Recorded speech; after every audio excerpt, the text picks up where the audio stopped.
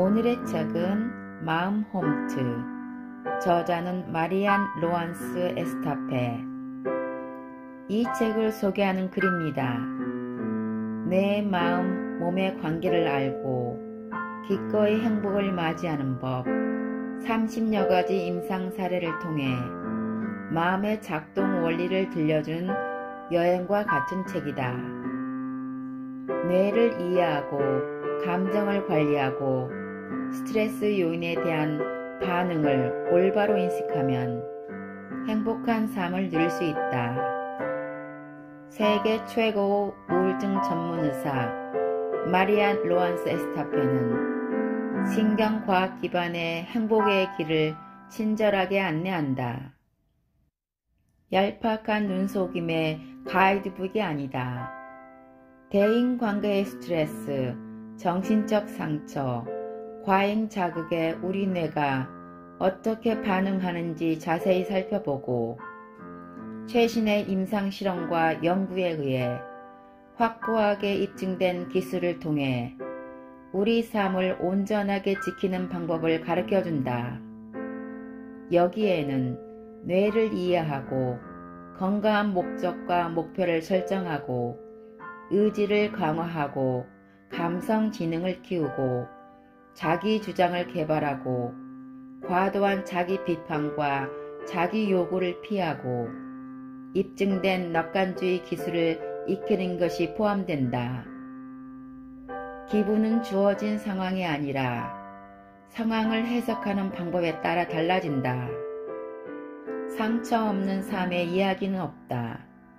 우리는 살면서 내내 아주 부담스럽고 힘든 순간을 경험한다.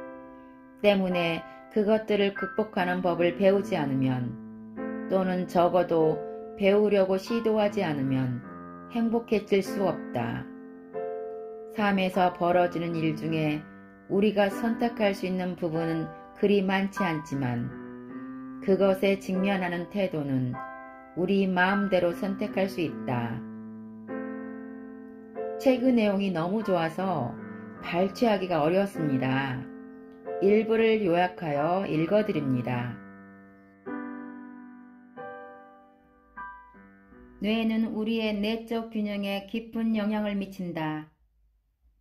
우리가 걱정스러운 생각을 하면 실제로 걱정스러운 상황이 벌어졌을 때와 비슷한 충격을 받게 된다. 또 지치게 하는 일을 상상할 때마다 몸에서는 똑같은 경고 시스템이 활성화되고 그 위협에 대응하는 데 필요한 코르티솔이 나온다. 계속 걱정하면 어떻게 될까? 실제 또는 상상으로 걱정하거나 오래 위험을 느끼면 코르티솔은 권장 수치보다 최대 50% 증가할 수 있다. 이것은 스트레스를 이해하는 데 중요한 자료이다. 우리 몸은 실제 위험이나 위협을 만났을 때만 작동되는 게 아니다. 직장이나 재산을 잃을 수 있다는 걱정이나 우리의 명성, 우정, 사회적 지위가 위태로울 수 있다는 가능성을 생각만 해도 활성화된다. 뇌는 실제와 상상을 구분하지 못한다. 우리가 의식적으로나 무의식적으로 정신 상태를 바꿀 때마다 신체에서 변화가 일어난다. 분자뿐만 아니라 세포 및 유전자 모두에서 변화가 일어난다. 마찬가지로 신체 상태를 바꾸면 머리와 감정이 변화를 알아챈다. 나는 이 장에서 내내 자기 생각을 인식하는 것에 관한 중요성을 강조해왔다. 생각은 우리 신체를 변화시킨다. 머리는 일상 경험과 상황에 따라 적응하고 재구성된다. 스트레스를 받는 뇌는 해로운 생각으로 가득 찬 삶의 결과이다. 두뇌는 몸에 대해 특별한 통제력과 영향력을 가진다. 생각은 머리와 신체에 직접적인 영향을 끼친다. 만일 편안한 상태에서 눈을 감고 사랑하는 사람을 떠올리면 몸에서 옥시토신과 도파민이 분비된다. 하지만 불편한 상태에서는 몸에서 오한이나 닭살 또는 많은 육체적 징후가 나타난다. 사랑에 빠진 사람들은 매우 강력한 감정적, 심리적, 신체적 행복감을 느낀다. 하지만 뭔가에 놀라면 자동으로 스트레스 호르몬이 나온다. 간단한 예를 들어보자. 눈을 감고 레몬을 떠올려보자. 노란색이고 타원형에 손 위에 그것을 올려놓고 느끼고 잘 만져보자. 그리고 코를 가까이 대보자. 칼로 그것을 잘라보자. 어떤 변화가 있는가? 침이 고이기 시작했는가? 한 조각 잘라서 입에 대고 맛을 보고 한 입 베어 물어보자. 이제 눈을 떠보자. 물론 앞에는 레몬이 없지만 몸은 이미 레몬을 먹은 것처럼 반응했다. 상상은 뇌에 강력한 영향을 끼친다. 생각은 당신의 뇌와 몸에 큰 영향을 끼친다. 만일 계속 과거의 사건이나 미래에 일어날 부정적인 일을 생각한다면 뇌는 당신이 그런 상황 속에 계속 있고 싶고 집중하길 원하는 것으로 이해한다. 그러면 무슨 일이 벌어질까? 과거와 미래의 해로운 사고에 걸려들어 갇히게 된다. 즉, 머리는 똑바로 생각을 관리하거나 집중하지 못한다. 좀 더 시각적으로 이해하자면 우리가 부정적이고 괴롭거나 해로운 생각을 할 때마다 뇌가 신호를 받아서 그런 생각들에 갇혀있게 만드는 고속의 전용회선 신경회로를 만든다. 뇌는 실제와 상상을 구분하지 않는다. 과거의 상처를 극복하고 희망찬 미래를 바라보자. 과거에 사로잡힌 사람들은 우울하고 신경질적이며 원망이 많다. 미래를 걱정하며 사는 사람들은 불안해한다. 이렇게 우울과 불안은 21세기의 두 가지 큰 질병이다.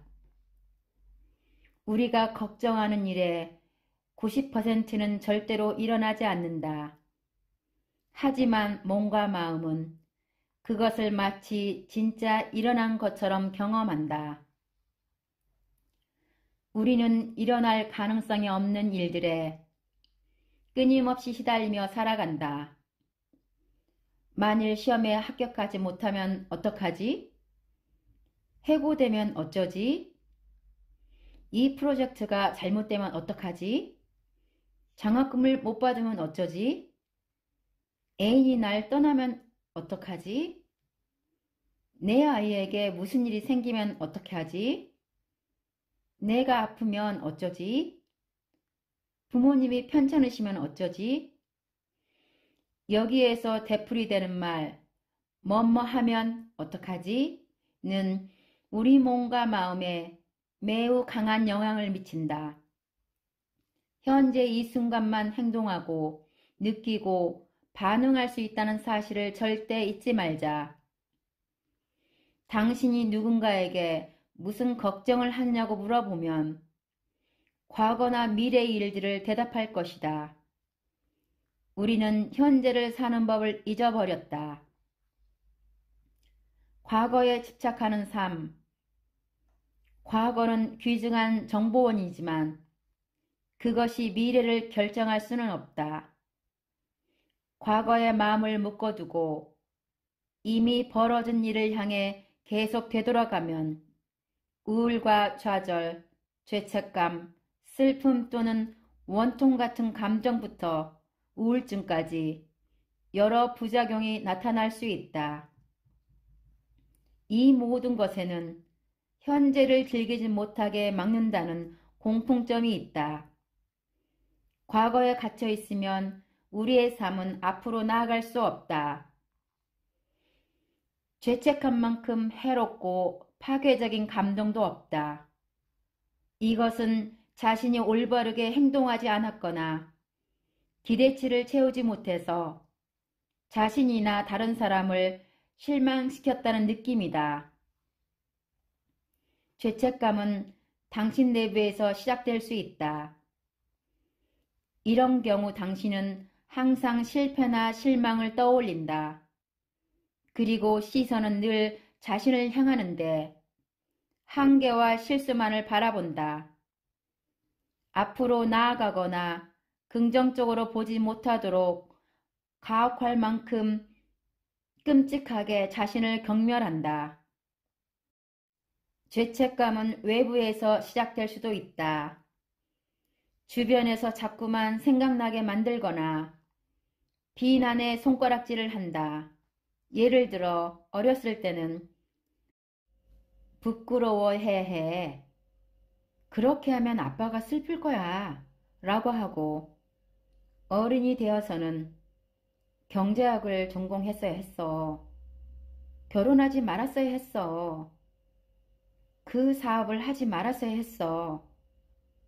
그것이 오는 것을 봤어야 했어. 라고 한다. 내면의 소리도 외부의 소리만큼 마음에 해로울 수 있다. 죄책감에 빠지면 앞으로 나아갈 수 없다. 또한 일부 죄책감은 심각한 기분 장애로 이어질 수 있다. 그러나 과거의 실수는 실패를 극복하고 배우고 개선하는 기회가 될 수 있다. 죄책감을 떨치는 방법. 온종일 당신의 마음을 괴롭히는 주된 죄책감을 살펴보고 기록해보자. 살면서 당신에게 가장 큰 영향을 미친 일들이 무엇인지 알아보라. 그리고 어떤 상황에서는 당신이 자신을 가혹하게 판단했을 수도 있다는 사실을 인정하라. 살면서 저질렀고 어떤 식으로든 상처로 남은 실패와 잘못 또는 부족함의 목록을 만들어보자. 너무 후하거나 너무 박하지 않게 과정 없이 각 목록을 0에서 5까지 평가해보자. 목록 덕분에 죄책감에 대한 인식을 정확하게 파악할 수 있음을 깨닫게 될 것이다. 기차에 앉아서 밖을 보는 것처럼 당신을 괴롭히는 과거의 사건을 훑어보고 인생의 그 장면이 당신 앞에 지나가는 것을 지켜보자. 그리고 더는 그 일에 영향을 미칠 방법이 없다는 사실을 깨닫자. 죄책감은 당신에게 전혀 도움이 되지 않고 오히려 발전을 막는다. 죄책감을 느낀다고 그 슬픔과 고뇌 또는 절망이 사라지는 게 아니다. 그것은 전혀 건설적이지 않다. 당신의 발전을 가로막는 처리하고 없애야 하는 해로운 감정일 뿐이다. 용감하게 죄책감에 사로잡혀 살면서 지금 내가 놓치고 있는 것은 무엇인가? 라는 질문을 해보자. 그리고 당신의 현재로 돌아오라. 그동안 주변에서 놀라운 일이 벌어지고 있는데 알아차지 못하고 있었다는 사실에 놀라게 될 것이다. 당신을 사랑하는 법을 배우라. 잘 살기 위해 가장 필요한 것은 자기 자신과 잘 지내는 방법을 아는 것이다. 죄책감에 시달리는 사람들은 자기 강점과 재능을 보지 못한다. 그들은 한계나 결함 때문에 모든 게 계속 나빠질 것으로 생각한다. 그들의 인식은 왜곡된다. 피해의식을 조심하라. 죄책감은 많은 경우 피해의식으로 끝나는 미끄러운 비탈길로 당신의 삶의 비전을 막고 다른 사람과의 관계를 방해하는 신경질적 해로운 행동이다. 당신이 좋아하는 것을 찾아라. 때때로 기분과 과거의 탓에 매여 그것들을 보지 못한다. 분명히 당신 안에는 긍정적으로 성장시켜줄 재능이 있다. 여기서 가장 큰 도전은 타인의 의견과 판단에서 벗어나는 것이다. 당신의 가치에 집중하라. 죄책감을 느끼게 되면 모든 가치체계가 흔들린다. 당신이 무엇을 믿는지, 그리고 왜 믿는지를 모른다. 당신의 삶을 지배하는 것은 무엇인가? 외부의 강요나 평생 지고 살라고 요구받는 것들 때문에 당신 스스로 너무 힘들지는 않은지 생각해보라. 용서는 과거로 갔다가 안전하게 돌아오는 다리이다. 어떻게 용서할까? 일어난 일을 받아들이고 현실을 부정하지 말라. 나름의 관점을 갖고 무슨 일이 일어났는지 이해하도록 노력하자. 때때로 우리는 전혀 끼어들 수 없는 동떨어진 사건의 주인공이 되기도 한다. 삶에는 우리가 통제할 수 없는 불의와 복잡함이 가득하기 때문이다. 자존감의 수준을 높이라. 용서와 분노, 복수의 갈망 또는 자기 연민을 극복하는 능력은 내면의 힘을 가진 사람들의 특징이다. 만일 심각한 행위로 고통받은 사람이 그것을 극복하고 가해자를 용서할 수 있다면 그 사람은 건강한 자존심을 가진 사람의 전형적인 특징을 증명한 셈이다. 낙관적인 사람이 되라. 때로 시간이 걸리겠지만 고통 속에서도 성장할 수 있고 그것을 극복할 수 있는 희망이 있다는 걸 알기만 해도 상처를 치료하는 데 큰 도움이 될 수 있다. 죄책감 때문에 자신을 부정하지 말라. 스스로 피해자가 되지 않도록 조심하라. 불행한 일을 당했을 때 자신을 가두고 앞으로 나아가지 않으려고 하는 사람들이 있다. 자기 정당화를 위해 계속 과거의 사건을 향해 가면 결국 자신이 마비되고 삶의 궤적은 멈추게 된다. 미래를 바라보라. 우리는 우리가 용서를 받아야 했을 때 용서하는 법을 배운다. 살면서 다른 사람의 용서를 받았던 때를 찾아보는 건 매우 건강한 훈련이다. 상대방을 연민의 마음으로 바라보라. 교황 요한 바오로 2세는 용서 없이는 공의가 없고 자비 없이는 용서가 없다라고 말했다. 부정적인 감정을 연민과 자비와 같은 강력한 감정으로 바꾸어라. 두려움은 태어난 순간부터 우리와 쭉 함께 왔다. 늘 존재하는 엄연한 현실이다. 만일 두려움이 없다면 우리는 어리석고 무모한 생명체가 될 것이다. 그 감정을 관리하는 방법이 우리가 사람으로 발전하는 과정에서 중요하다. 원칙적으로 두려움은 기본적인 방어 기제이지만 거꾸로 거대한 우리의 적이 되거나 삶에 대한 인식을 교란할 수 있다. 고대 로마 역사가인 티투스 리비우스는 이 문제를 다루면서 두려움은 항상 있는 사실보다 더 나쁜 상황을 볼 준비가 되어 있다 라고 말했다.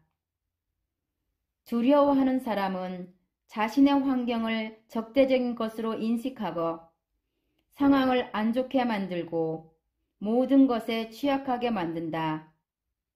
큰 도전에는 불확실한 요소가 따르기 마련이고 어느 정도의 두려움 없이는 큰 일을 시작할 수 없다는 사실을 절대 잊지 말아야 한다. 중요한 것은 두려움을 제거하는 게 아니라 그것의 존재를 인식하고 올바른 관리법을 배우는 것이다. 두려움은 내면의 균형과 생존을 위한 핵심이자 기본적인 감정이다. 어느 정도 두려움이 있어야 모든 모험과 여정을 무작정 덤비지 않게 된다. 모든 인간은 삶에 대한 두려움을 갖고 있다. 용감하고 성공한 사람에게도 두려움은 있다. 차이점이 있다면 성공한 사람들은 그것을 관리하는 방법을 알고 있다는 점이다. 불안이 있으면 신체에도 심각한 영향을 미친다. 불안이나 공황 발작을 겪어본 사람이라면 무서운 순간을 경험한다. 비록 자신이 심장마비로 죽지 않으리라는 것을 알고 있지만 그 순간만은 그것을 명확하게 구별할 수가 없다. 불안하면 두려움이 나타난다. 때로는 분명한 이유도 없는 그 모호하고 잘 퍼지는 두려움은 괴로움과 정서적 장애를 유발한다. 용기란 두려움이 없는 상태가 아니라 두려움에도 불구하고 앞으로 나아가는 능력이다. 감정 관리는 개인의 균형을 위해 필수적이다. 때로는 두려움이 너무 커서 이것이 우리 마음에 구태타를 일으키고 우리를 통제하며 행동을 독점한다. 이러한 경우에 고통받는 사람은 매우 취약한 상태이다. 그리고 외부 자극이 아무리 작더라도 화학적 생리적으로 신체를 변화시켜 부적절한 반응을 일으킬 수 있다. 그런 불안이 나타나는 이런 생태계에서 병리학적 두려움은 우리를 막고 정상적인 생활을 하지 못하게 방해한다. 두려움 앞에서 뇌는 어떻게 작용할까? 불안할 때 뇌에서는 정확히 무슨 일이 일어날까? 공포의 중심은 편두체에 있다. 이것은 물리적으로 보면 작은 영역이지만 삶과 행동에 매우 중요한 역할을 한다. 최근 연구에 따르면 편두체는 임신 말기 태아 때부터 활성화된다. 이것은 감정적 기억을 저장하는 능력이 뛰어나고 발생하는 감정에 따라 반응한다. 편두체는 감정과 관련된 정보를 처리하고 뇌와 신체에 무언가 잘못되었음을 경고하여 두려움이나 불안의 반응을 활성화한다. 또한 기억과 학습에 중요한 역할을 하는 해마는 위협적이거나 트라우마적 사건을 기억의 형태로 암호화한다. 두려움과 불안에 맞서는 몇 가지 간단한 비결이 있다. 두려움과 불안을 인식하는 법을 배우라. 그것들을 숨기거나 없애지 말라. 모든 억압된 감정은 언젠가는 뒷문을 통해 돌아오기 마련이고 신체적 심리적 상처와 고통의 원인이 될 수 있다. 두려움은 그것을 느끼고 앞으로 한 발 더 나아감으로써 극복된다. 두려움은 변화함으로 극복된다. 그 출발점으로 돌아가기를 두려워하지 말고 불안의 처음과 원인을 밝히러 가라. 하지만 주의할 점이 있다. 도움보다 더 많은 해를 입히는 극히 어려운 치료법들은 조심하라. 두려움을 이해하려고 노력하면 더 잘 직면하고 극복할 수 있다. 우리가 무언가를 이해하고 직면하는 법을 배우면 두려움이 줄어든다. 두려움은 늘 존재하기 때문에 낙관주의자가 되는 법을 배우고 당신을 가로막는 고통스러운 생각의 고리를 벗어나야 한다. 두려움은 엄청난 거짓말쟁이라는 사실을 잊지 말라. 그것은 항상 현실을 더 나쁜 상태로 위장한다. 당신 자신을 믿어라. 자신을 투영하는 방식 속에서는 뇌를 최고로 활성화하는 능력이 들어있다. 자신감을 느끼고 목표 달성을 기대하며 창의력과 문제 해결 능력을 키우고 삶을 더 희망차게 인식해야 한다. 집중력을 키우라. 두려움과 불안은 제대로 집중력을 발휘할 수 없을 때 만성화된다. 당신 내면의 소리를 교육하라. 이것이 당신에게 힘을 주고 부정적인 영향을 끼치지 않으며 사기를 꺾지 않도록 말이다. 다시 불안을 조성하고 두려움을 극대화하기 위해 찾아오는 해로운 생각을 버려라. 음식을 조심하라. 예를 들면 저혈당증은 긴장감을 높이고 두려움을 활성화한다. 그리고 카페인과 알코올을 피하도록 노력하라. 휴식하라. 수면이 부족하면 더 두려움이 생긴다. 그러면 현실을 실제 상황보다 더 위협적으로 해석하게 된다. 우리는 우리가 생각하는 대로 된다. 두려움은 피할 수 없지만 그것이 낳는 고통은 선택이다. 삶을 즐기는 법을 배우고 미래를 희망차게 바라보며 균형감과 연민의 마음을 갖고 현재를 살면 두려움이 치유된다.